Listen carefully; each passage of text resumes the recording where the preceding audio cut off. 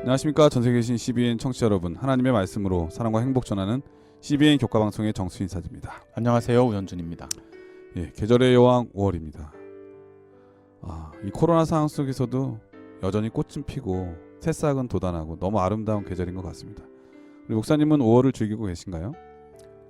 네, 눈으로는 즐기고 있는데 마음이 그렇게 편치만은 않네요. 왜 그렇습니까? 상황들이 쉽지가 않죠. 농작물들이나 이런 천연계들은 그 계절에 따라서 꽃도 피우고 싹도 틔우는데 우리 교회의 영적인 농사는 이 코로나로 인해서 저해를 많이 받으니까 심적으로 이렇게 편안함만은 아닙니다. 예, 어서 빨리 이런 코로나 상황이 끝나고 우리 교회들도 마음껏 찬양하고 모이고 하나님께 영광을 돌리는 그런 아름다운 시간이 속히 이르러 왔으면 좋겠고요. 그렇지만 창조주 하나님께서 베풀어 놓으신 이 아름다운 계절을 그래도 즐길 수 있는 마음의 여유는 필요하지 않나 그런 생각이 듭니다. 네. 자, 오늘은 언약의 말씀 제 6번째 시간인데요. 먼저 기억절 말씀을 읽어드리겠습니다. 그러나 너희는 택하신 족속이요 왕같은 제사장들이요 거룩한 나라요 그의 소유가 된 백성이니 이는 너희를 어두운 데서 불러내어 그의 기이한 빛에 들어가게 하신 이의 아름다운 덕을 선포하게 하려 하심이라. 베드로전서 2장 9절 말씀이었습니다. 자, 오늘 제 6번째 교과 제목은 아브라함의 후손이라고 하는 제목인데 어떤 말씀인가요?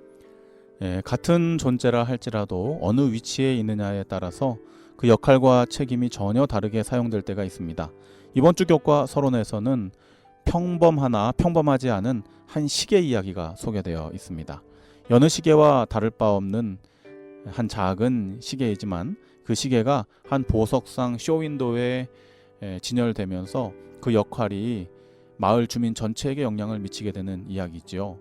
늘 정확한 시간을 가리키던 이 작은 시계가 그만 어느 날 8시 45분에 그 분침과 시침을 멈추게 됩니다.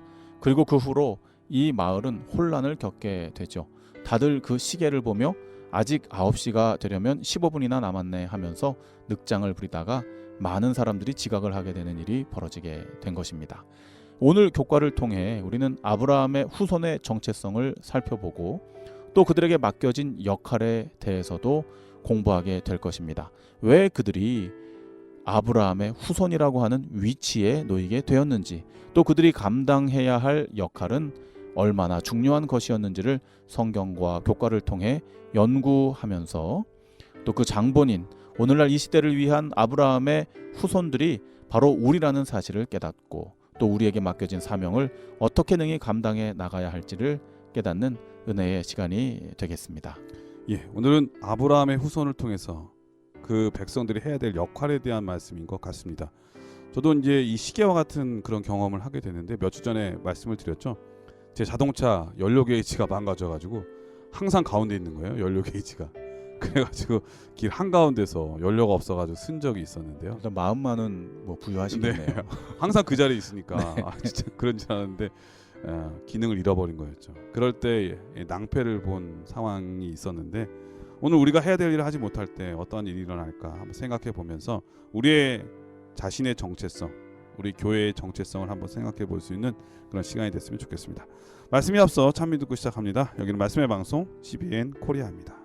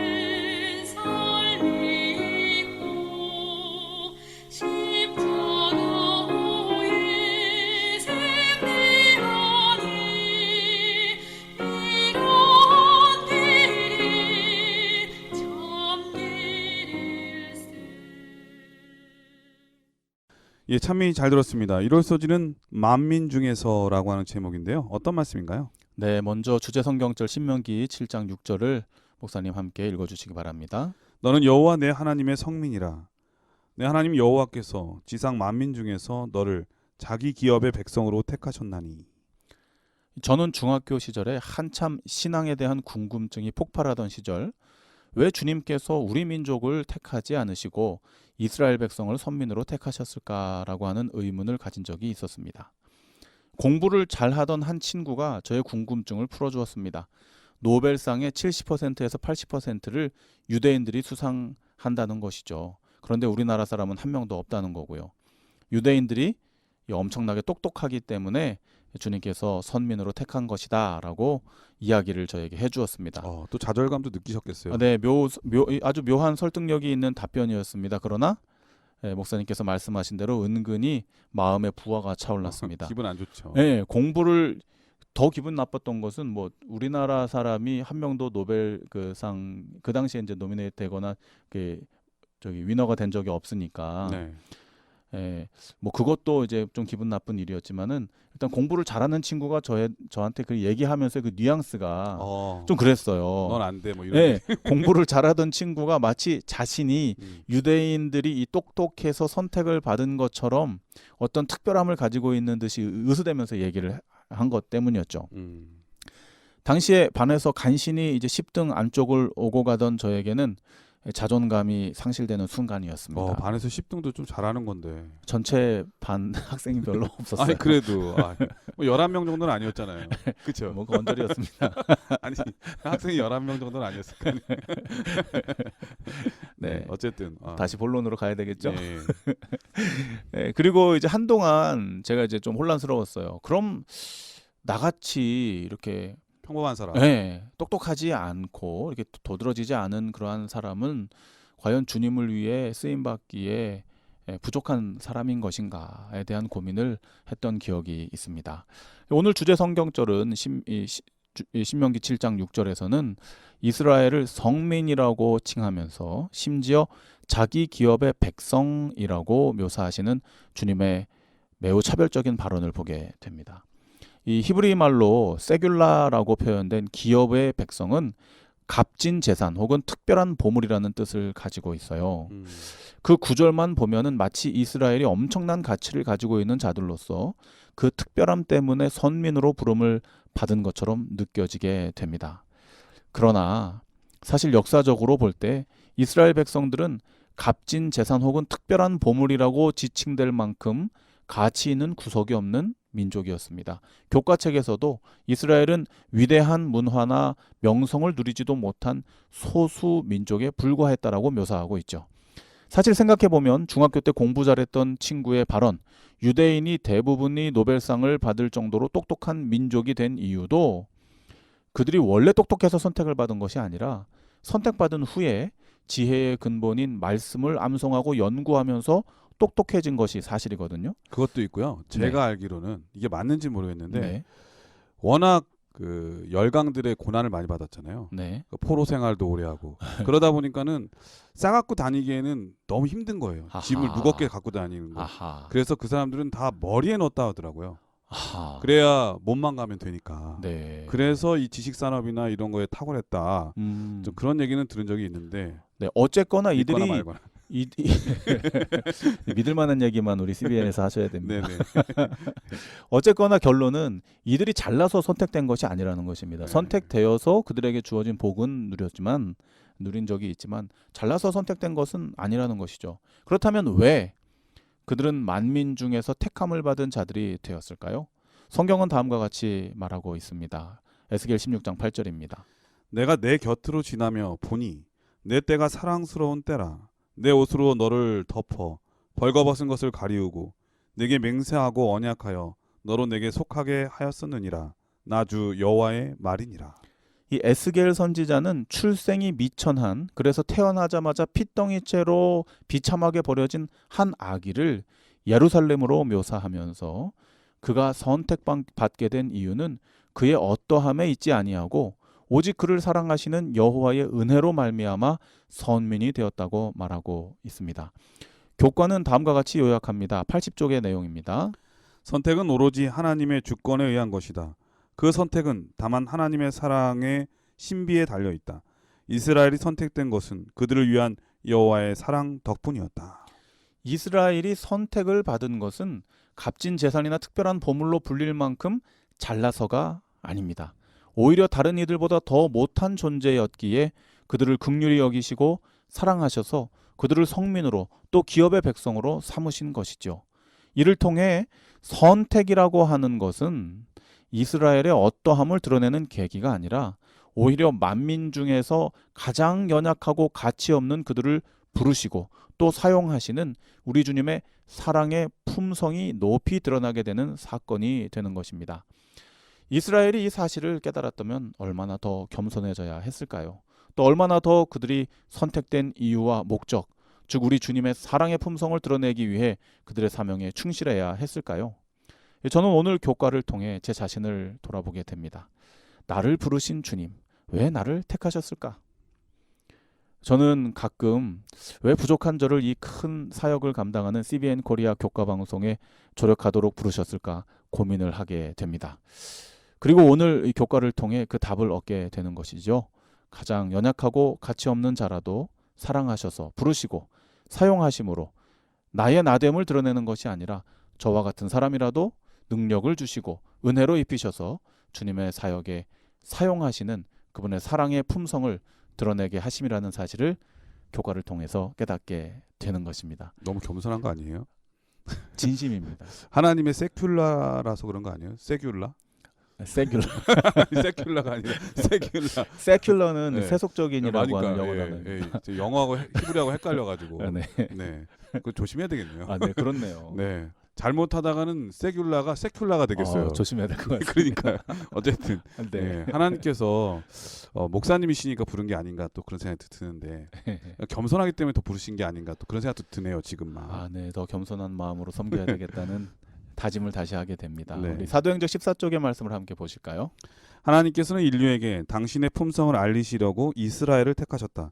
그분은 그들이 세상에서 구원의 샘들이 되기를 바라신다. 하나님은 이스라엘에게 하늘의 명령, 하나님의 뜻의 계시를 위탁하셨다.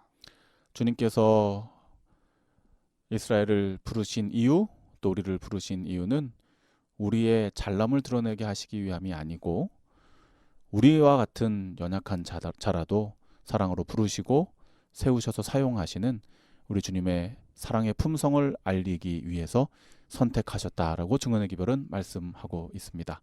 오늘 교과를 통해 우리는 큰 위로를 받게 됩니다. 그리 잘나지 않았더라도 또 내 형편이 좋지 못할지라도 우리를 사랑하시고 은혜로 부르셔서 아버지의 백성 삼아주심에 감사를 드리게 되는 것입니다. 이 귀한 사랑을 깨달은 자로서 더 겸손한 마음으로 앞으로의 삶을 통해 그분의 위대한 사랑의 품성을 다른 이들에게 증거하며 살아가는 우리 모든 CBN 청취자들이 되시기를 기도드립니다. 네. 일요일 소지는 만민 중에서라고 하는 제목이었는데요. 저는 이제 목사님 말씀 들으면서 갑자기 학창 시절에 잠깐 생각이 났어요. 제가 뭐 이렇게 공부를 열심히 하거나 모범생은 아니었는데 어느 날 갑자기 선생님께서 제 이름을 딱 지적하면서 가서 우유를 가져오라는 거예요. 초등학교 때요? 아니 중학교, 고등학교 때인가. 하여튼 그 우유를 먹잖아요. 급식. 네, 급식처럼. 근데 저보고 갖고 오라고 그러더라고요. 그래서 저는 속으로 내가 말썽을 좀 피워서 선생님이 이렇게 벌 주려고 그런 걸 시켰나? 나를 싫어해서 시켰나? 이런 생각이 들었어요. 그러니까 가면서도 별로 좋게 가진 않고 선생님이 시키니까 갔다 왔는데 다 나눠주는데 하나가 남은 거예요. 더. 선생님이 저보고 너 하나 더 먹으라면서 고맙다 그러는 거예요. 저한테. 그때 내가 이 선생님이 나를 싫어해서 시킨 게 아니구나. 어쨌든 그 생각이 드니 고맙다는 말 한마디에 내가 했던 일이 되게 기쁜 일이었구나, 좋은 일이었구나 하는 생각이 들었거든요. 하나님께서 아브라함을 택한 것은 아브라함에게만 복을 주려고 한 건 아니잖아요. 그의 백성 중에서 온 세상이 복을 얻도록 마치 저에게 일을 시킴으로써 모든 아이들이 다 우유를 먹게 하신 것처럼. 그런데 그 일을 잘 감당하면 나에게도 복이 되는 거였는데 우유 하나를 더 먹는. 네. 그거는 뭐 그걸 기대하진 않았는데 결과적으로 그렇게 된 거죠. 그런데 그 이스라엘 백성들은 그걸 특권으로 여겨서 자기에만 그 복을 머물게 하는 그 많은 우유를 혼자 다 먹으려고 그런 그러니까 거죠. 자기가 특별한 사람인 줄 알고 네. 그게 바로 착각이고 오해였던 것 같은 생각이 듭니다. 우리가 하나님께서 택하신 이유는 다른 데 있었다. 네, 우리가 그런 이스라엘의 역사를 반복해서는 안 될 것이라 생각이 됩니다. 예, 우리는 복의 근원이 돼야지 복을 나한테만 머물게 하는 사람이 돼서는 안 된다는 생각 일요일 소지에서 느꼈습니다. 자, 월요일 소지는 땅을 주리라고 하는 약속이라고 하는 제목인데 어떤 말씀인가요? 네, 창세기 35장 12절 주제 성경절을 함께 보시겠습니다. 내가 아브라함과 이삭에게 준 땅을 내게 주고 내가 내 후손에게도 그 땅을 주리라 하시고. 월요일 교과는 부르심에 대한 더 큰 은혜를 우리에게 가르치고 있습니다. 더 큰 은혜란 보잘것없는 이스라엘을 성민으로 삼으시고 기업의 백성으로 택하셨을 뿐만 아니라 그들을 열방의 중심에 두심으로 복음의 전초기지 역할을 감당하도록 하셨다는 것입니다. 좀 전에 목사님 말씀하신 대로 복의 근원이 되게 하신 것이죠. 축복의 통로가 되게 하신 것입니다. 이 아브라함이 부름을 받을 당시는 열방들이 부족국가의 형태로 그 세력을 왕성하게 확장하고 있을 때였습니다. 그러나 주님께서는 그중 가장 강한 한 나라를 택하지 않으시고 아직 후사도 없었던 아브라함 한 개인을 선택하셨습니다. 그리고 그에게 말씀하시기를 내가 너로 열국의 아비가 되게 하겠다. 너로 큰 민족을 이루겠다. 너와 내 후손에게 땅을 주겠다. 열방이 너로 인하여 복을 받을 것이다 라고 하는 이 약속을 주신 것이죠. 이 귀한 약속은 아브라함으로 하여금 충분히 가슴이 뛰게 하는 특권이자 축복이었습니다. 이 교과서론에서는 아브라함에게 주어진 땅의 위치와 역할이 얼마나 중요한 것이었는지를 에스겔 5장 5절의 말씀을 들어 이렇게 설명합니다. 교과책 78쪽에 있는 내용입니다.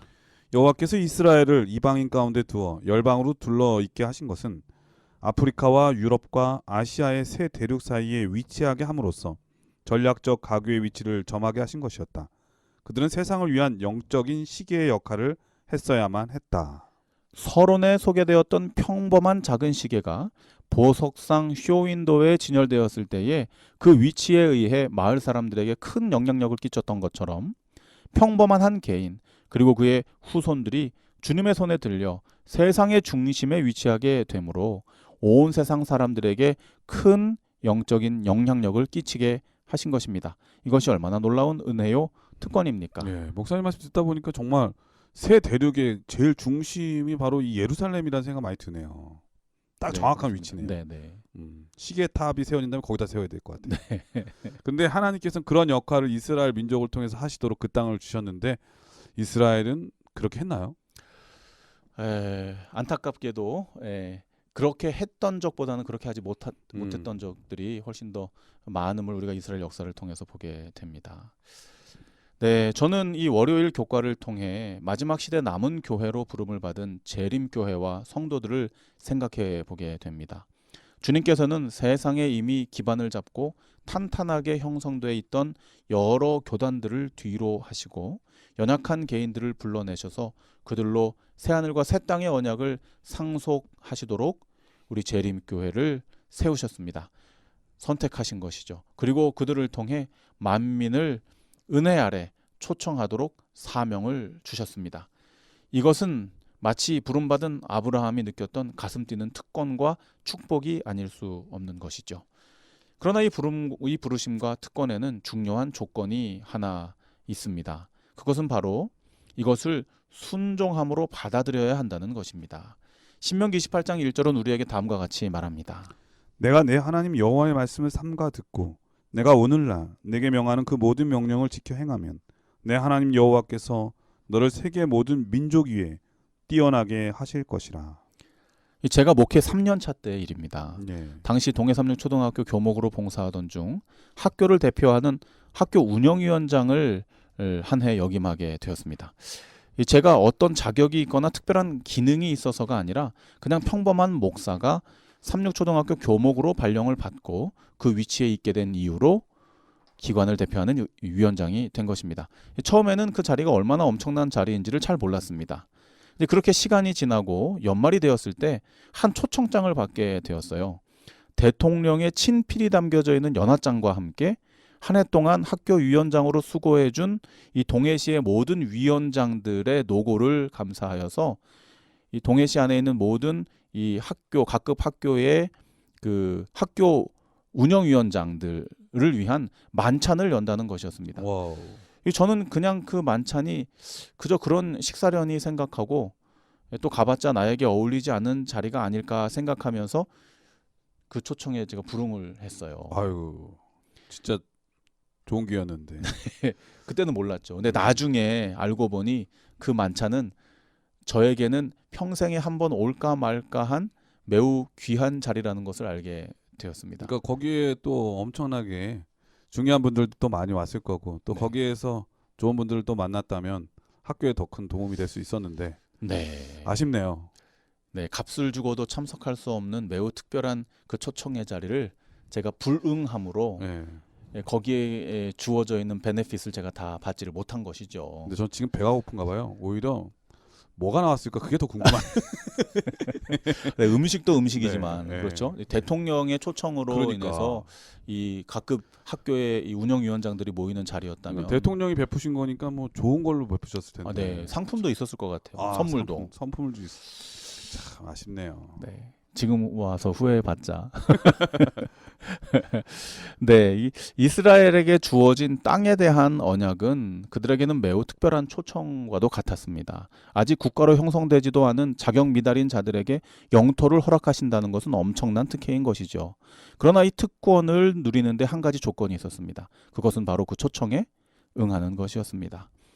너가 너의 하나님 여호와의 말씀을 삼가 듣고 내가 오늘날 너에게 명하는 그 모든 명령을 지켜 행하면 너의 하나님 여호와께서 너를 세계 모든 만민 위에 뛰어나게 하실 것이라. 오늘 주님께서 우리에게 동일한 특권을 약속하시며 초청하십니다. 새 하늘과 새 땅의 주인으로 삼겠다. 이 초청에 응하라. 우리를 부르시는 것입니다. 우리의 선택이 어리석었던 이스라엘의 불순종의 선택이 되지 않았으면 좋겠습니다. 우리의 선택이 그 가치를 깨닫지 못하고 대통령 만찬에 불응했던 저의 잘못된 선택이 되지 않기를 소원합니다. 오직 주님께 감사한 마음으로 순종하여 우리에게 약속된 귀한 하늘의 유업을 받아 누리는 저와 여러분이 되시기를 우리 예수님 이름으로 축원드립니다. 월요일 소지는 땅을 주리라는 약속이라고 하는 제목인데 가만 보면은 하나님께서는 그 사람의 어떤 면에서 됨됨이나 뭐 어떤 가진 거나 학력이나 이런 것보다는 하나님의 말씀이면 순종할 수 있는 사람을 찾는 것 같은 그런 생각이 많이 듭니다. 너무 감사한 거는 우리 목사님께서 재림교회에 대한 말씀을 해주셨잖아요. 하나님께서 우리 재림교회를 여타 큰 교단도 있고 많은 더 큰 곳도 있지만 마지막 남은 사명을 이 재림교회에 맡기신 거 생각해 볼 때 감사하게 되는 거는 우리 교회가 시작할 때가 대실망이 기인됐잖아요. 재림운동으로 인해서 그 실망하고 낙담할 때 하나님께서는 그 낙담한 무리들을 다 불러 모으셔가지고 그 불러 모으시지 않았다면 정말 흩어질 사람들이잖아요. 그리고 어떻게 살았을지도 모르는 사람들인데 그런 사람들을 통해서 새로운 사명을 불러 일으키셔서 오늘날 여기까지 인도하신 하나님의 은혜를 생각해 보니까 하나님의 은혜가 너무 크다 이런 생각이 듭니다. 이럴 때 우리가 가져야 될 자세는 무엇인가?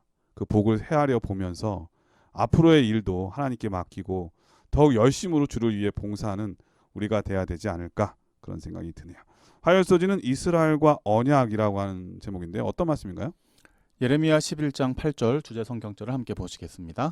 그들이 순종하지 아니하며 귀를 기울이지도 아니하고 각각 그 악한 마음에 완악한 대로 행하였으므로 내가 그들에게 행하라 명하였어도 그들의 행하지 아니한 이 언약의 모든 규정대로 그들에게 이루게 하였느니라 하라.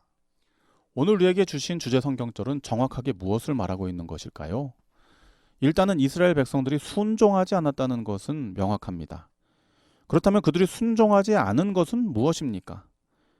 성경은 내가 그들에게 행하라 명하였어도 그들이 행치 아니한 이 언약이라고 말하고 있습니다. 그렇다면 그들에게 행하라 명하였던 언약은 무엇일까요?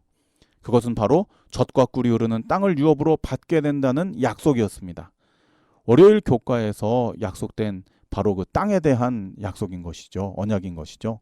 그러나 행하지 않을 때에는 결국 그 복을 받아 누리지 못할 것이라는 조건이 주어져 있었습니다. 이건 역시 약속이었으므로 그들에게 불순종의 결과는 그 약속대로 이행되게 되었죠. 불행하게도 이스라엘은 그들의 역사를 통해 반역하고 심판받고 회개함으로 순종에 이르는 일들을 지속적으로 반복하게 됩니다. 마치 그 사사이 같아요. 네, 고난당하고 그때서야 하나님 찾고 네, 그래서 하나님께서 사사를 보내셔 구원하시고 네, 그 다음에 좀 편안해지면 또 악을 행하고 네, 이스라엘의 반복적인 일들 또 어떤 면에서 크게 보면은 우리의 일상일 수도 있죠. 네. 그런 게. 그러니까 이제 우리가 인간적인 안목으로 그 실패를 거듭했던 이스라엘과 오늘날 우리의 현실을 보면 참 암담하고 답답하고 어쩜 저럴까 이렇게 실망스러운 마음을 갖게 됩니다. 그러나 우리의 눈을 들어 그러한 가운데에서라도 희망을 발견할 수 있는 것, 주님을 바라봄으로 희망을 발견할 수 있는 것은 불순종으로 인해 이르러 오는 심판이라 할지라도 그것이 그들의 운명이 맞춰지는 순간은 아니라는 것입니다. 예. 부모님들이 회초 지를 때 진짜 죽이려고 때리시겠습니까? 그게 아니잖아요. 근데 그거를 정말 이 마음에 맞는 입장에서는 죽을 것 같죠. 그러니까요. 마음에 감정을 품고 막 아빠 나를 안 사랑하는 거 아닌가 그런 오해와 그렇게 하면은 정말 불행해지잖아요. 이 하나님의 마음을 잘 이해하는 게 정말 중요한 것 같은 생각이 네. 듭니다. 그분의 우리 주님의 마음을 잘 묘사하고 있는 주제 성경절이 예레미야 11장 8절입니다. 저는 평소에 이 말씀을 읽으면서도 이렇게까지 생각은 못 해봤는데 네. 이 교과책이 이래서 매우 중요한 거예요. 음. 이 한 주제에 관련되어 있는 성경절 하나를 깊이 하루 종일 우리가 이 말씀을 묵상하도록 되어져 있는 거잖아요. 이 말씀의 내용을 다시 한번 보겠습니다. 내가 거기를 한번 읽어주시죠, 목사님. 내가 그들에게 행하라 명하였어도 그들이 행하지 아니한 이 언약의 모든 규정대로 그들에게 이루게 하였느니라. 이게 무슨 말씀일까요? 내가 그들에게 행하라고 명하였어도 그들이 행하지 아니한 이 언약, 그 언약의 모든 규정대로 그들에게 이루게 하였느니라. 제가 좀 전에 말씀드렸죠. 행하라고 명하였던 언약은 무엇입니까? 너희가 내 말에 청종하면 젖과 꿀이 흐르는 땅을 너희가 유업으로 받겠다라고 하는 그 언약을 포함해서 너희들이 불순종한다 할지라도 순종했을 때 받을 수 있는 그 모든 규정까지 포함해서 누가? 내가 그들에게 이루게 하였다라고 주님께서 말씀하고 있는 것이죠. 주님께서는 그들이 준행하여 지키지 아니한 언약, 즉 순종할 때 이르게 되는 축복의 언약까지도 모든 규정대로 다 이루시겠다고 약속해 주시는 것입니다. 다시 말해 그들이 불순종으로부터 돌이켜서 다시 순종의 길로 돌아올 때에 예레미야 11장에 기록된 축복을 모든 규정대로 다시 허락해 주시겠다는 약속인 것입니다. 목사님들 말씀 들으니까 갑자기 예전에 그 어린이들 운동회 했던 게 지금 참가했던 게 제가 생각이 나요. 네. 어떤 꼬마아이가 운동장을 도는 달리기를 하는 건데 네. 싫은 거예요 달리기가. 네. 근데 엄마가 계속 하라고 하니까 이제 시작은 했는데 네. 가다가 뛰다가 걷다가 딴짓하다가 안 가는 거예요. 진도가 안 나가요. 진도가 안 나요. 그래서 엄마가 와가지고 가라고 가면 뭐 준다고 막 이러니까 얘가 안 간다고 막 짜증 내니까 나중에는 엄마가 업고 가는 거예요. 그래서 결승까지 왔던 걸 봤는데 중요한 건 그거 온 다음에 선생님들이 막 몰려와가지고 그 아이에게 선물을 엄청 주는 겁니다. 그러니까 이 아이가 완주했다고. 너무 좋아가지고 그러니까는 이 부모의 마음이 그런 것 같아요. 지금 목사님 말씀하신 대로 이스라엘 백성들이 순종하지 않으려고 할 때도 하나님께서는 그 업어서 가는 그 엄마 마음으로 어떻게든 복을 받도록 이렇게 도와주려고 하고 베풀어 주려고 하는 그 하나님의 마음이 엄마의 마음처럼 느껴지는 그런 느낌이 드네요. 네, 목사님께서 너무 좋은 예로 잘 설명을 해주셨습니다. 이 화요일 교과의 내용이 이스라엘과의 언약이잖아요. 약속이잖아요. 이 약속이 어떤 의미에서 우리에게는 법이기도 한 것입니다. 그 네. 법을 준행할 때에. 그런데 목사님 말씀하신 대로 이게 세상 법이랑은 많이 다른 거예요. 세상에 이런 법이 어디 있습니까? 그렇죠? 한번 어겨진 것에 대해서는 마땅히 그것에 대한 기회가 박탈이 되고 다시 주어지지 않는 것이 세상의 법인 것이죠. 불공정한 거죠. 네, 그렇지 맞습니다. 않으면은. 네. 얼마 전에 저는 이 교회 근처의 사거리에서 버스 전용 차선을 제가 위반한 적이 있습니다. 이 길게 설명할 수는 없지만 어쩔 수 없는 상황이었습니다. 네. 이 스티커가 발부되었고요. 소명할 기회가 주어졌습니다. 저는 피치 못할 사정을 일일이 소명을 했습니다. 결과가 어떻게 됐을까요? 소명 안 받아주셨을 것 같아요. 이유는 알겠지만 그래도 범법을 했기 때문에 범칙금을 내라는 통보를 받게 되었습니다. 그때 만약에 제가 이스라엘 백성들이 했던 것처럼, 그다음에 아까 목사님께서 그 운동장에서 일어났던 일처럼, 네. 그 아이처럼 다시 한번 그 길을 가면서 버스 노선 규칙을 잘 지킬 테니 이 범칙금을 없애주고 다시 나에게 기회를 주세요라고 말한다면 어떻겠습니까? 예, 기회는 드리겠지만 범칙금은 내세요. 아, 네. 세상에 그런 법은 없는 겁니다. 그렇죠? 네. 네, 그런데 그렇게 공의를 말씀하시는 주님께서 성경에 공식적으로 이렇게 말씀을 하십니다. 다시 기회가 있다. 나와의 약속은 그렇다. 너가 지키지 않은 것이라도 내가 그 모든 규정을 다 이루게 할 것이다. 어떻게 이런 법이 가능할까요? 교과는 84쪽에서 이렇게 설명하고 있습니다. 하나님께서 우리에게 맺기를 원하시는 언약은 자신들의 이익만을 위해 사업적 거래를 하는 자들 사이에서 체결되는 차갑고 딱딱한 법적 동의가 아니다. 언약의 관계는 엄숙하고 신성한 결혼과도 같은 헌신적인 관계이다. 그렇습니다. 주님께서는 이 언약을 통해 우리와 거래를 하려는 것이 아닙니다. 애초부터 우리를 부르신 근거가 우리의 어떠함이 아니라 가장 모질은 자들이기 때문에 사랑 아니면 설 수 없는 자들이어서 사랑으로 우리를 선택해 주신 것이잖아요. 네. 그런 거로 주님은 우리와의 사이의 이해관계를 따지려 하지 않으십니다. 그저 다시 사랑의 관계가 회복되기를 원하시는 것이죠. 때로 우리는 주님의 언약을 이기적인 생각으로 접근하여서 계산적으로 거래하려고 할 때가 있습니다. 제가 이렇게 하면 복을 주십시오. 제가 저렇게 하면 이것을 해결해 주십시오. 또 한편으로는 제가 이렇게 잘못했으니 내가 벌을 받게 생겼구나. 심판의 주님에 대해서 그 사랑을 오해하기 쉬운 것이죠. 이 언약의 개념 자체를 잘못 이해하는 것입니다. 주님께서 이스라엘과 맺은 언약은 손익계산을 위한 것이 아닌 관계 중심의 것임을 우리가 이해해야 하겠습니다. 부모와 자녀의 약속이 그러하듯, 사랑하는 가족 간의 약속이 그러하듯 우리 주님과의 언약은 사랑의 관계로만 지켜지는 것입니다. 이런 특별한 언약의 관계를 이러한 특별한 언약의 관계에 우리를 포함시켜 주신 우리 주님의 은혜에 감사하는 우리 CBN 청취자들이 되시기를 바랍니다. 예, 화요일 소지는 이스라엘과 언약이라고 하는 제목인데 이 언약이라고 하는 게 왜 특별할까? 저는 목사님 말씀 들으면서 우리 제1과 때 배웠던 그 말씀이 생각납니다. 하나님께서 세상을 만드실 때 사람을 만들 때는 달랐잖아요.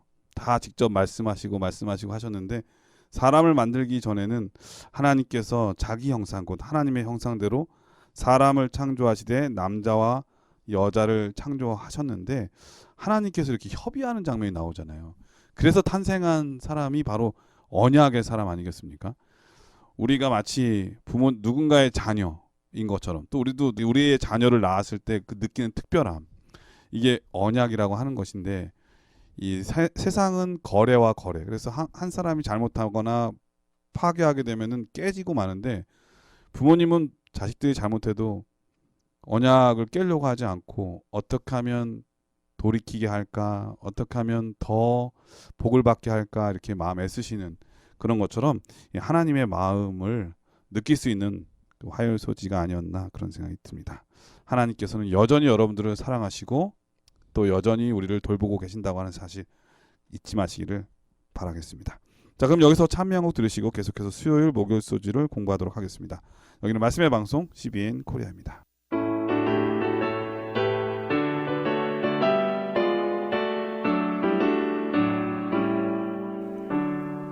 내 생긴 살 동안 힘써 일하고 금 같은 세월을 허송하라. 예수 주소장에서 너를 부르니 늘 주님의 일하라.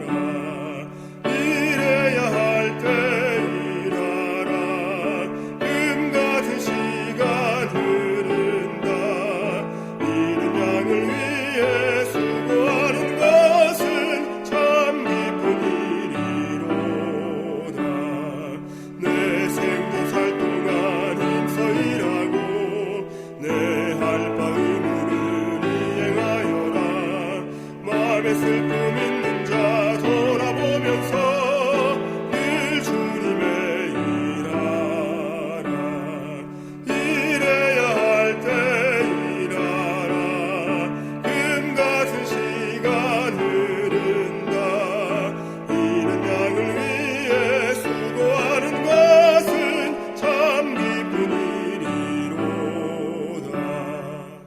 수요일 서지는 남은 자라고 하는 제목인데요. 어떤 말씀인가요? 화요일 교과에 소개된 관계 중심적인 언약이 어떻게 성취되는지를 설명해 주는 내용이 바로 이 수요일 교과가 되겠습니다. 이사야 4장 3절, 미가 4장 6절 7절, 스바냐 3장 12절 13절에서는 교과책에 소개되고 있는 성경절들입니다. 남은 자에 대한 약속이 기록되어 있습니다. 주님께서는 당신의 선택된 백성들의 배교로 인한 절망적인 상황에서도 언제나 그들의 부르심과 택하심을 굳게 하였던 소수의 신실한 백성들을 가지고 계셨습니다. 그렇다면 과연 이 남은 자들은 어떤 특징을 가진 자들일까요? 위에 소개된 이사야 4장과 미가 4장 그리고 스바냐 3장에서는 그들의 특징을 이렇게 말하고 있습니다. 이사야는 4장에 남은 자의 특징에 대해서 이렇게 기록해 놓았습니다. 내가 저는 자를 모으며 쫓겨난 자와 내가 환난 받게 한 자를 모아. 미가는 이렇게 이야기합니다. 멀리 쫓겨났던 자로 강한 나라가 되게 하고. 스바냐 선지자는 3장에서 이렇게 이야기합니다. 내가 곤고하고 가난한 백성을 너희 중에 남겨두리니. 이 아브라함과 이스라엘을 선민으로 부르실 때와 같이 남은 자들 역시 특별한 자들이 아님을 알 수 있습니다. 아니 오히려 열방 중에 가장 미천하고 연약한 자들을 남은 자로 부르신 것이죠. 그들은 계산적인 언약 관계로는 조건을 충족시킬 수 없는 자들입니다. 오직 관계적인 언약을 통해서만 은혜를 누릴 수 있는 자들이었죠. 그래서 스바냐 3장 12절 13절은 이렇게 말씀하고 있습니다. 그들이 여호와의 이름을 의탁하여 보호를 받을지라. 이스라엘의 남은 자는 악을 행치 아니하며 거짓을 말하지 아니하며 입에 괴율한 혀가 없으며 먹으며 누우나 놀라게 할 자가 없으리라. 제가 고등학교 시절 마음에 맞는 친구들끼리 3, 3, 5 모여서 중창단을 한참 만드는 것이 유행일 때가 있었습니다. 남성 사중창 이런 건가요? 네, 뭐 혼성 사중창, 뭐 여성 중창, 뭐 이렇게요. 예. 목사님 노래 잘하잖아요. 그렇게 썩 잘하지는 않습니다. 네. 찬미가 열심히 부릅니다. 제가 볼 때 그 정도면 그렇게 잘하시는 거예요. 대학 다니실 때도 뭐 하시지 않았어요? 호산나 뭐 이런. 네, 호산나 찬양 선교단. 호산나가 보통 유명한 중창단이 아니잖아요. 내서 장비 나르는 일을 주로 담당했습니다. 노래는 안 하시고? 노래도 했죠. 그러면 더 큰 일을 하셨네요. 장비까지 손수 또 이렇게 하시고. 예. 네. 하여튼 고등학교 시절에 이제 예. 그런 일들이 이제 막 이렇게 있었어요. 목사님 때도 아마 그러셨으리라고 생각을 합니다. 학교 내에서. 네, 뭐 그렇게 마음 하는, 맞는 친구들끼리. 네, 노래하는 친구들 보면은 정말 멋있고 그 하모니가 네. 특히 남성 사중창 이런 거 보면 더 멋있잖아요. 네. 야, 어떻게 학생들이 저런 화음을 만들어낼까? 네. 부러워했던 기억이 있습니다. 근데 이제 그렇게 잘하는 친구들도 있는 반면에 그 노래 실력이 그렇게 뛰어나지 않은 친구들도 이 중창단을 만들고 싶은 마음이 있는 거예요. 저도 그래서 만든 적이 있어요. 그래요? 혼수 상태라고 하는 그 사중창 만들었는데 지금 찬양을 부르는 팀인데 혼수 상태예요. 네.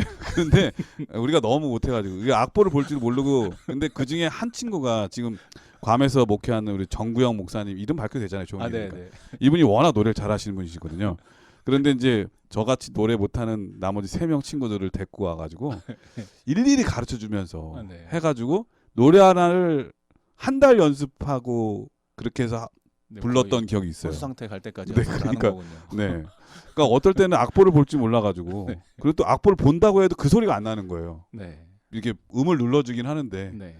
근데 하여튼 그래서 더 기억에 남는. 네. 근데 하여튼 공연은 많이 못했어요. 네. 교회에서 특창을 2번인가 했던 기억이 납니다. 네. 네. 빛나고 높은 보좌 뭐 그 노래하고 저 멀리 광야에 뭐 그런.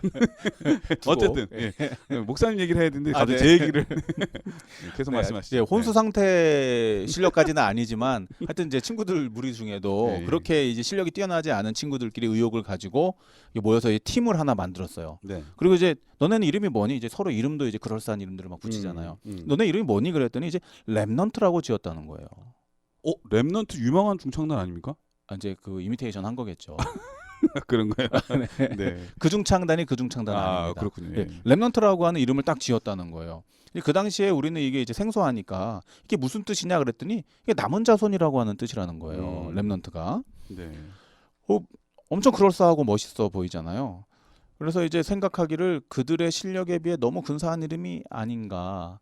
이제 주변 친구들이 다 이제 그런 생각을 했었습니다. 그러던 어느 날 이 성경 수업 시간에 성경을 가르치는 전도사님을 통해서 렘넌트의 진짜 뜻이 밝혀지게 되었어요. 그 단어 그대로의 뜻은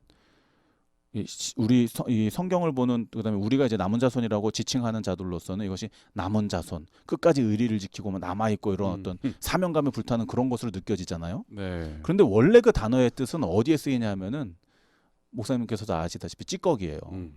좀 안 좋게 얘기하면 떨거지? 네. 다 쓰고 남아가지고 사용이 안 되고 있는 남겨진 것이라고 하는 뜻을 가진 것이 바로 렘넌트인 거죠.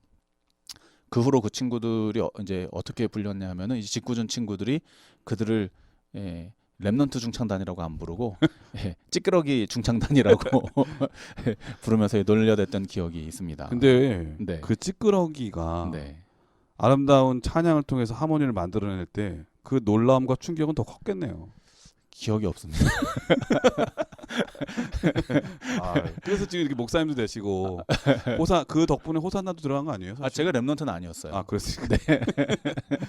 그분들 네 분을 한번 초청해가지고 당시에 어떤 노래 불렀는지 한번 들어보면 참 좋겠다는 생각이 드네요. 그 팀이 혼성인지 하여튼 기억이 가물가물합니다만 네. 어쨌거나 이 렘넌트로 기록된 이 남은 자의 본 뜻을 우리가 좀 살펴보면은 이 의미가 잘나고 멋진 자들이 마땅히 있어야 할 위치에서 자리를 지키는 그런 멋스러움이 아니라 가치가 없는 자들이 그저 남겨져 그 자리에 있는 것이라는 사실을 우리는 이 렘넌트라고 하는 단어를 통해 깨닫게 되는 것입니다. 그렇습니다.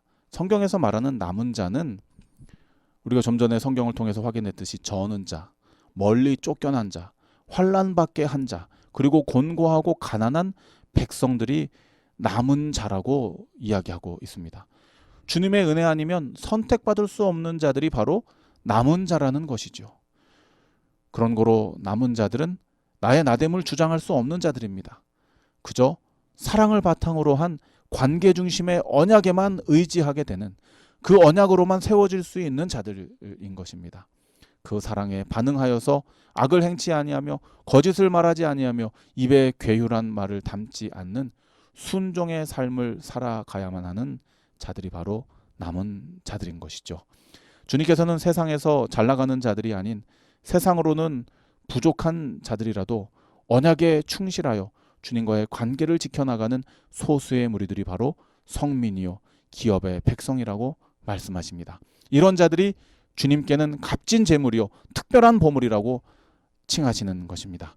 저와 여러분이 세상에서가 아닌 주님께 귀하게 평가받는 참된 남은 자손이 되시기를 기도드립니다. 수요일 서지는 남은 자라고 하는 제목이었는데요. 혹시 목사님 야구 좋아하십니까? 좋아하죠. 좋아하시는군요. 그러면은 아시면서 우리 야구팀이잖아요, 그렇죠? 네. 이 예전에 그 프로야구에서 방출돼서 더 이상 아무 팀에서도 받아주지 않는 그런 선수들을 안타깝게 여긴 한 사람이 독립야구팀을 만든 적이 있어요. 공포의 외인 구단인가요? 네. 고향 뭐뭐라고 이름을 네네네. 얘기하고 싶지 않은데 저 중요한 거는 그 구단주가 돈을 비싸게 주면서 당시에 진짜 유명한 감독님을 섭외한 거예요. 근데 그분도 그걸 뜻깊게 생각해서 흔쾌히 승낙을 하고 네. 그렇게 해서 더 이상 받아주지 않는 모든 사람들이 모여서 독립야구팀이 생긴 거죠. 네. 그래서 그 당시 인터뷰하는 장면을 봤는데 자기는 이게 운동장에 서 있는 것만 해도 너무 기쁘다. 그런데 이제 시범 경기, 프로야구가 열리기 시범 경기 전에 시범 경기를 그 프로야구 팀이 이 독립팀하고 한 거예요. 초청받아서. 네. 그런데 이겼어요. 그런데 결국 그냥 시범 경기잖아요. 네. 시범 경기일 뿐인데 그 한 경기를 이겼다고 그 독립야구팀 선수들이 얼싸안고 막 울고 눈물 흘리는 장면을 보면서 야, 이런 거구나. 아무도 받아주지 않을 때 그 사람들을 귀히 여겨서 하나의 팀을 만들어 가지고 세상에 있는 모든 사람들에게 다 보여주면서 승리하게 만드는 그러한 것들. 바로 하나님께서 우리를 향하신 하나님의 남은 자의 뜻이 아닌가 그런 생각이 떠오릅니다. 비록 우리가 좀 약하고 연약하다 할지라도 우리가 우리 자신을 보면은 안 되지만 우리의 자신을 서포트해 주시는 하나님이 계시니까 걱정할 게 없다는 생각이 듭니다. 무엇이 두렵겠습니까? 하나님께서 우리와 함께 하시는데 그 사실을 여러분 기억하시면서 기쁘게 살아가시는 남은 자로 살아가시는 여러분 되시기를 간절히 바랍니다. 아멘. 목요일 소지는 영적 이스라엘이라고 하는 제목인데 어떤 말씀인가요? 네, 목요일 교과는 드디어 아브라함의 자손이 누구인지 그 신원을 밝혀주고 있는 교과가 되겠습니다. 갈라디아서 3장 26절에서 29절을 함께 보시겠습니다.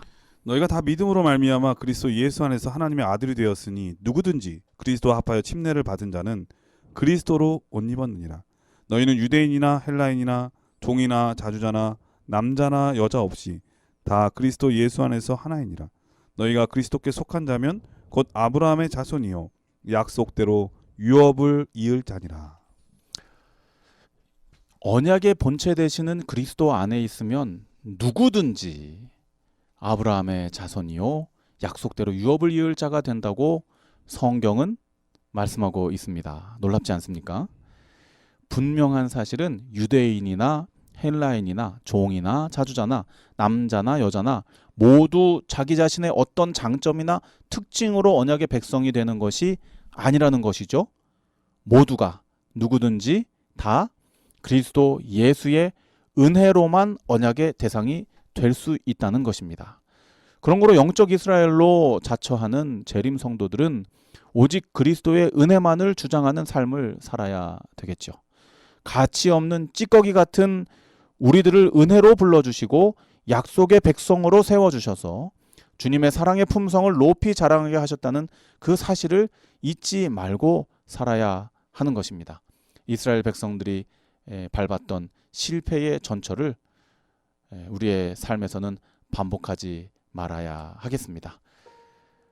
목요일 교과를 통해서 우리로 하여금 그리스도의 은혜로 말미암아 선택받은 남은 자손이요 이스라엘이라고 말씀해 주신 은혜에 감사하며 기쁜 마음으로 순종하는 삶을 살아가시는 우리 모든 CBN 청취자들 되시기를 예수님 이름으로 축복드립니다. 목요일 소지는 영적 이스라엘이라고 하는 제목인데 이 말씀을 생각해 보면서 이런 생각이 듭니다. 하나님께서 예수님께서 이 땅에 계실 때 제자들을 뽑을 때 이 세리나 또 어부나 이런 사람들을 또 제자를 삼으시고 또 죄인의 친구가 되셔서 사람들하고 어울리지 않는 창기나 이런 사람들하고 어울리셨잖아요. 그런데 오히려 이 부자 관원이 찾아왔을 때 예수님께서는 너에 있는 것을 좀 팔고 나를 쫓으라 했을 때 성경은 슬픈 빛을 띠면서 그가 근심하며 돌아갔다는 말씀이 있잖아요. 그러니까 하나님의 자녀가 된다고 하는 것은 누구에게 다 기회가 있는데 그 기회를 어떤 사람들은 받아들이기도 하지만 어떤 사람은 자기의 가진 것 때문에 배운 것 때문에 자존심 때문에 못하는 경우가 있거든요. 자기의 잘난 것 때문에. 오늘 우리는 어떠한 마음으로 예수님을 섬기고 있는지 한번 생각해 볼 필요가 있지 않나 생각이 듭니다. 누구든지 영적 이스라엘 될 수 있지만 아무나 될 수 없다고 하는 것 여러분 꼭 기억해 주셨으면 좋겠습니다. 이번 교과를 우리 목사님께서 간략하게 정리해 주시고 기도하고 마치도록 하겠습니다. 주님께서는 우리가 가진 여러 결함에도 불구하고 예수 그리스도를 믿는 믿음으로 말미암아 은혜로 우리를 선택하셔서 약속의 후사가 되게 해주셨습니다. 그 크신 은혜에 보답하는 유일한 길은 변치 않는 순종의 삶을 통해 주님과의 관계를 유지하며 세상을 위한 복음의 통로가 되는 것입니다. 이 사실을 기억하고 꼭 우리의 삶을 통해 맡겨진 사명을 잘 감당하시는 CBN 청취자들이 되시기를 우리 예수님 이름으로 축원드립니다. 목사님의 기도로 교과를 마치겠습니다. 하늘아버지, 우리를 사랑하셔서 언약의 백성으로 삼아주시니 감사드립니다. 아멘. 그리스도의 은혜에 힘입어 남은 자손으로서의 사명을 감당하기 원하오니 우리에게 순종하는 마음을 허락하여 주시옵소서. 아멘. 열방의 그 사랑을 증거하며 오직 아버지의 품성만을 드러내는 주님의 참된 자녀들 되게 하여 주시옵소서. 감사드리오며 예수님 이름으로 기도드립니다. 아멘. 네, 전 세계 계신 CBN 청취자 여러분, 계절의 여왕 5월에 우리의 예수님의 마음을 많이 생각하셔서 뜻깊고 의미 있는 한 달이 되시기를 주의 이름으로 축원드립니다. 건강하시고요. 저희는 다음 주에 다시 찾아뵙도록 하겠습니다. 안녕히 계십시오. 감사합니다.